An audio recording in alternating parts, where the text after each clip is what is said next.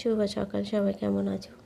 আমি আর একটা রেসিপি নিয়ে চলে এলাম তোমাদের কাছে শেয়ার করার জন্য। সঙ্গে থেকে স্কিপ করে চলে যেও না। এই যে মাছটা বাজার থেকে নিয়ে এসে কাটা মাছ আমি ধুয়ে লবণ আর হলুদ মেখে নেব।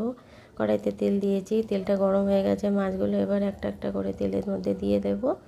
এবার আমি উল্টে পাল্টে লাল লাল করে মাছগুলো ভেজে নেব। মাছগুলো আমার সব ভেজে নেওয়া হয়ে গেছে, এবার আমি তুলে নেব। এদিকে আমি বাটা মশলা তৈরি করে নিয়েছি। ওই কড়ার মধ্যে একটু তেল দিয়ে দিয়েছি, দিয়ে একটু কালো জিরে ফোড়ন দিয়েছি, দিয়ে বাটা মশলাটা তুলে দিয়েছি। বাটা মশলা তুলে দিয়ে একটু লবণ আর একটু হলুদ দিয়েছি, দিয়ে ফুটে গেছে একটু। এবার ভাজা মাছগুলো তুলে দেব, দিয়ে কিছুটা ধনেপাতা ছড়িয়ে দেব, দিয়ে আবার একটু কিছু সময় রান্না করে নেব। নিয়ে একটু কাঁচা তেল ছড়িয়ে দিয়ে নামিয়ে নেব। কেমন হয়েছে রান্নাটা কমেন্টে জানিও। ভালো লাগলে লাইক কমেন্ট শেয়ার করে দেবে। রেডি হয়ে গেছে আমার মাছের ঝাল, নামিয়ে নেব।